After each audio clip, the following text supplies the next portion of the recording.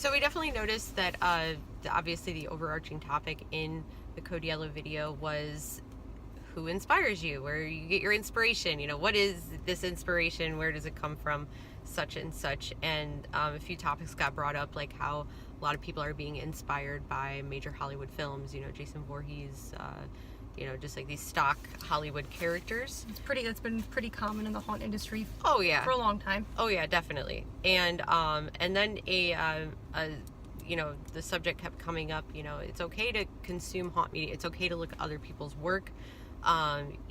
Use it. It's free. It's okay to be inspired. We all get to use it. It's not a hidden secret.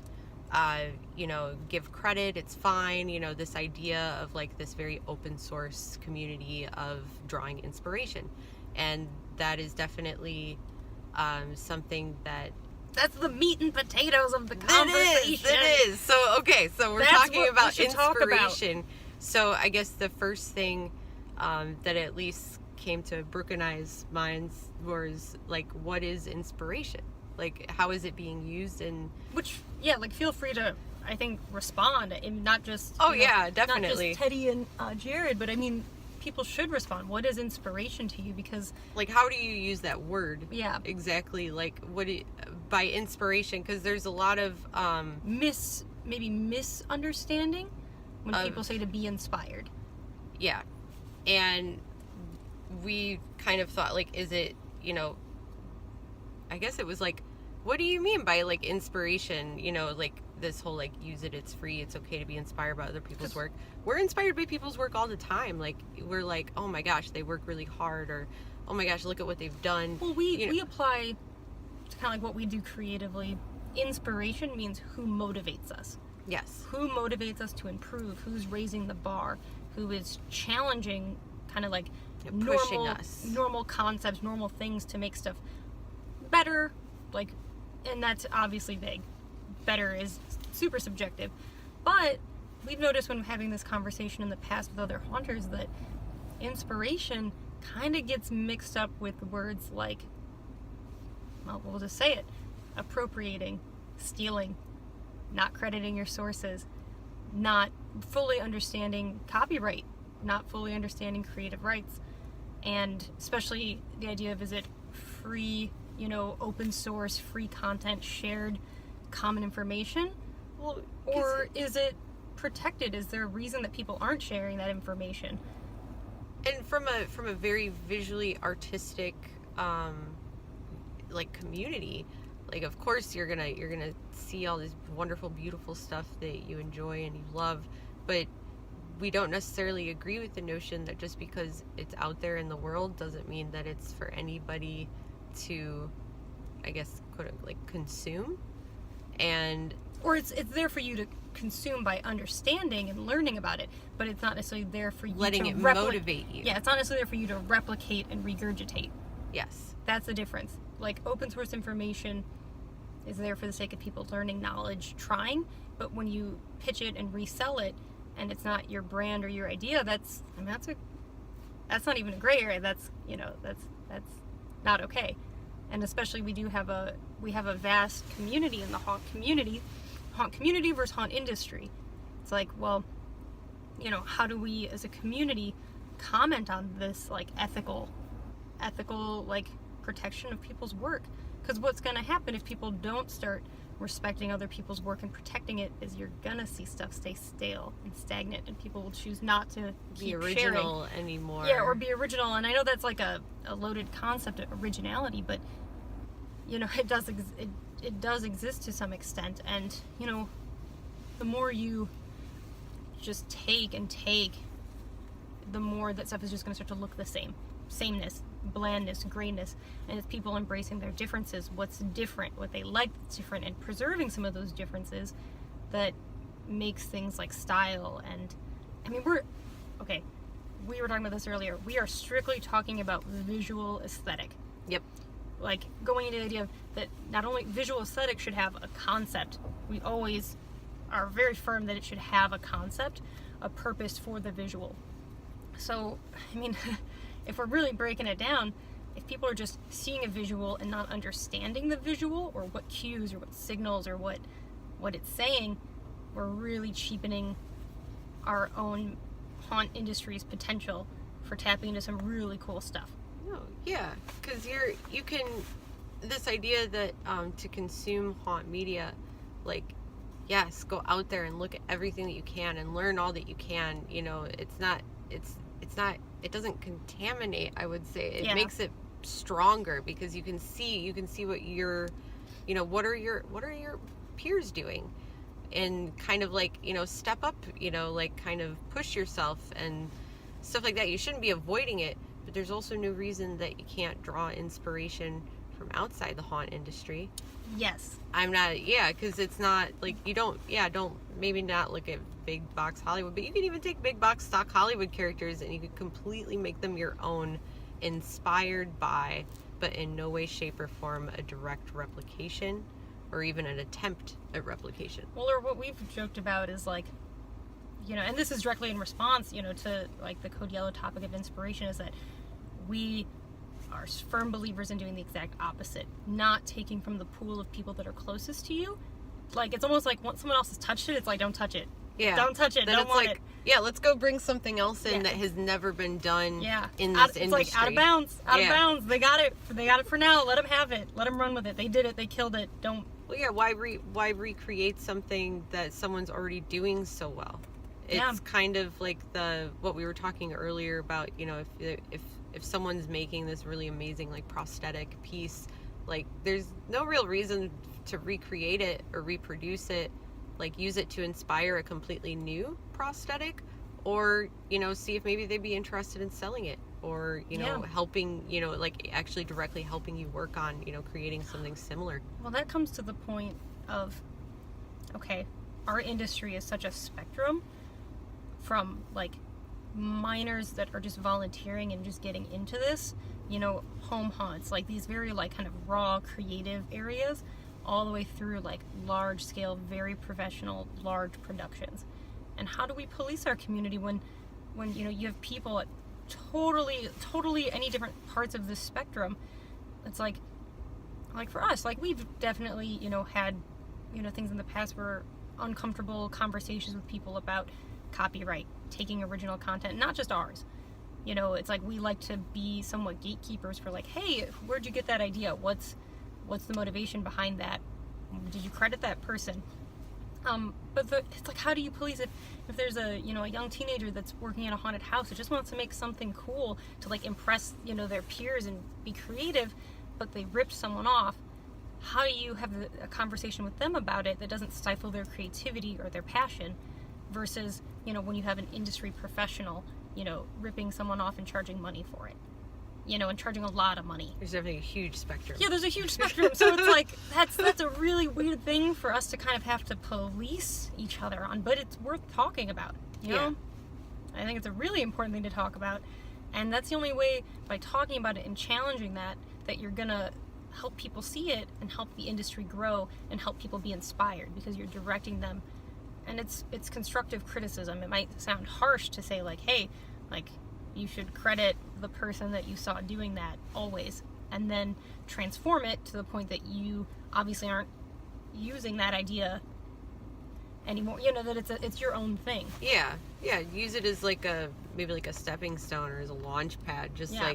But again, coming back to that idea that you can be inspired by the way someone's process, but not inspire. I guess we really want to know what does inspired mean to everyone? Yeah. If someone is inspired by something, because we've seen this word used very casually all over the haunt forums and the message boards and such, that it's definitely getting into being a more gray area. It gets grayer and grayer the more the words that. Gray. So something that we did talk about earlier, especially with the idea of talking as haunters, that there's this amazing visual thing that happens, especially at the haunt actor level, and costuming, makeup, and even props and like animatronics. There's a strong visual thing that happens for haunters where you see something, you're like, that's so cool, that is insane, that is impressive, mind blown, and it's like, I want to do something like that. That's a true experience I think most of us as a community relate to, and haunting is different than other areas, which could be talked about separately. But it's like, what is a visual aesthetic without a purpose? And like, so for example, you know, Teddy Summers, I mean, he listed some really cool, talented people that I would argue all of those have something in common. You know, all of the like performers, costumers that he mentioned, they have a distinct visual that gives you a certain vibe, a certain language, A certain identity. and it's a lot more contemporary, even if it's maybe some older images or organic things. They're all very contemporary, I would argue, you know, on the same vein as like this kind of like shocker, intense, beautiful, even, you know, more like drag, fine art, high fashion, avant-garde. Because those things say something, but what do they say? Why are people drawn to those things visually? What does that say versus the person who is drawn to clowns and different, like a specific niche of clown aesthetic, or like that kind of like heavy metal Slipknot rocker look? Like, because those different looks are saying something, they say different things to different people. But like for us, like, we strongly identify with our characters. Like, they are more or less an extension of ourselves, you know. And I think that's true for many haunters. That's true for many haunters. Yeah.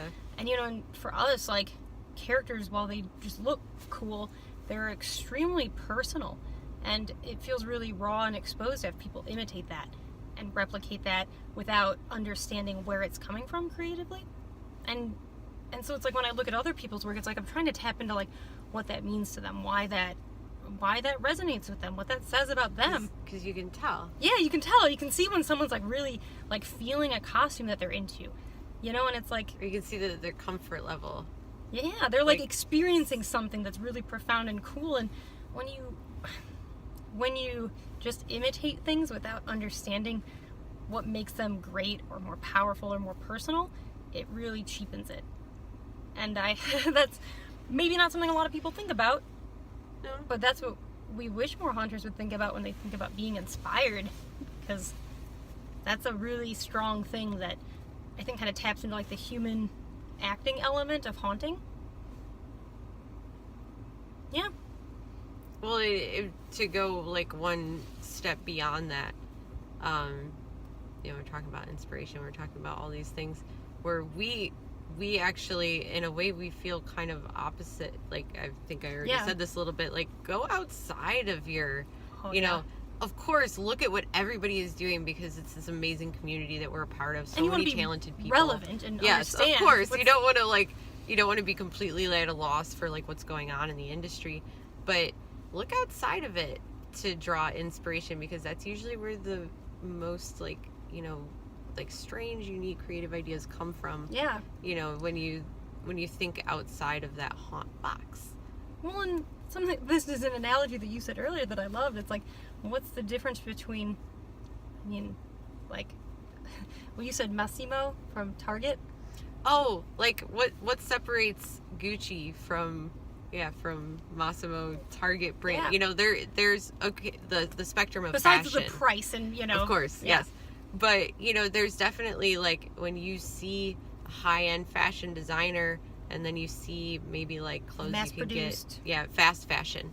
Yeah. Stuff that's just very, very, you know, like, you know, it's basic, cheap, unoriginal. Marketed to, like, a broader audience and more diverse crowd. It's for a reason. Yeah, but then you know, and I'm not saying that every Gucci piece is, like, this completely amazing thing, but there's a distinction between that, and it's like, well, what does that designer do that's distinct, that's different, that makes them their own brand? And I mean, I don't think they're looking too much at other clothes. And I don't think, well, also once you get to the point of being like high end, like designing, you're surpassing what your audience wants, because you're not commercial. You're creating what you want to create. You're creating for the sake of creating. You know, it's like, I mean, now that we're on that scale, but we definitely always haunt for haunters, because at the end of the day, if haunters are impressed, the patrons are going to enjoy it and be impressed. Yeah. And it's like, that's kind of designer stuff. It's like, you're not designing for the mass crowds anymore. You're designing to impress other designers, to like find your niche. And that's a cool commercial way to look at it. Well, and that's what gives you that that's when you can go through a line of clothing and you can pick out the designers, and you're like, yes, that's a this, that's a that. Yeah, and it's because it has that identity, it has that feel, and you can instantly tell when something is just an imitation or something was maybe inspired by, well, and if you're gonna be inspired by it, you better do it better. Yes, you better do like it better. freaking blow it out of the water. Yeah, don't make an imitation, make it better. Yeah, have it push you to that next level. Yeah. And then speaking of next level, I think next we're going to talk about our inspirations, and then we'll wrap it up. Yeah, definitely, because obviously this video is to kind of call us all out. Like, what? All of us, y'all, all of us, we're all equals, and we all need to step up our game.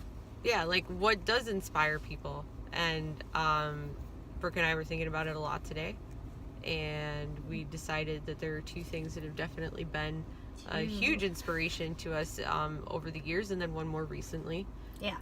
So I'll let you. Okay, well, our obvious number one inspiration is a haunter. They are the haunter in our eyes, in our hearts, and that would be Ben Armstrong from Netherworld. That's hands down. Hands down. I mean, Ben and Billy are both amazing. They are, like, they operate on such a higher level than what even seems possible. That's so impressive. That's how they impress us. But, speaking about just firsthand experience, the times that we've gotten to work with Ben, not only is he the most dynamic actor, the most active, and, like, impressive, like, on it, and, like, just talented, can wear any costume. Like, he's incredibly inspiring to people without being, I don't know, we joked, he's just like, they're like cats. They're like cats where you like them, but they're so aloof, and they do everything, but that looks like they do nothing, and it's great, and they get everything done, and it seems so seamless and easy, and if you tried to do it, it would take forever, and they do it so casually, and so it almost looks effortless, how they wear so many professional hats. And they're such incredibly genuine people. Yeah. That it's ridiculous. Like, it's a humbling experience to go to Netherworld every single time. Well, or even like, I mentioned when I've seen, Ben kind of be like the MC at different, at seminars, at like Legendary Haunt Tour, like roundtable discussions and stuff. He's just, it's inspiring how professional, put together, organized, efficient, but yet like, he's like a wise haunter that is just doing cool, chill shit, and just likes what haunters do and sees how to bring people together to do cool things, and it will always be inspiring. It's been it was a huge impact that first year, especially early on. Yeah, 2008. Like, the first time we went to Netherworld, and we were so scared and nervous. And, like, just like, oh my gosh, like, what is this? Intimidated. Yes, very intimidated. And it really, we feel like the entire time, just that experience and, like, working there with that crew and everything, like, it's been something that pushes us. And they always raise the bar. Always, every time. Always. And it's like, so it keeps you on your toes, it keeps you motivated. That's something that you don't see. You don't get to really see what Netherworld does on social media, because they're too busy making cool shit. This is true. Too busy, all of them, not, and then, that will always inspire us. I could go ramble about that forever on the how, but we'll just say, as a haunter and as a professional, as in like an operator for haunt, conventions, conferences. So many levels. So many levels of just being impressed constantly. And then our more recent inspiration, you take it away, Lexie. All right. Our most recent inspiration is, I think, Brooke, you introduced this to me not too long ago, and it's called a Witch Wave podcast, and it's this idea of sort of, it's an amazing podcast where they showcase a lot of like feminine energy.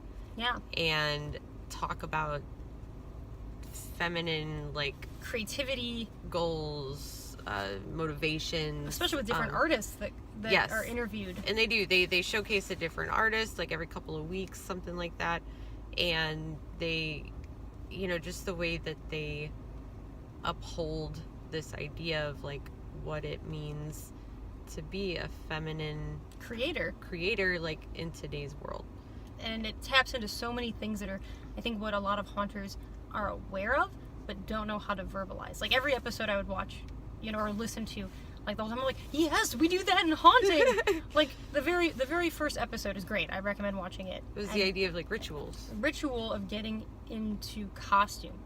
And that it's a powerful thing to like put on makeup and perform. And they were interviewing the Hood Witch, and it like, you almost get shivers. You're like, yes, that's how it feels when we all get into costume together. You put on a persona, and it's a whole different experience, and that it's a creative kind of, it's like a deeper human experience, and each podcast is like, each episode gets better and better and taps into more and more inspiring things that I think more haunters need to be aware of, because we do it, we just haven't put it into words maybe that we're doing it. So, and it's a great contemporary like artist perspective, and on a lot of women. topics. It's not just women, but it's a lot of topics that you'd be very familiar with, like in the haunt community. Mm-hmm. It's all creative. It's all creators. Yeah, and it's performers, writers. Like, there's a lot of different references in it, so you get a good, well-rounded, non-haunted house, like, inspiration. Yeah. Because our inspiration's always been, like, especially visually, it's been more abstract. And I think that the Witch Wave podcast really taps into this idea of, like, an abstract form of inspiration.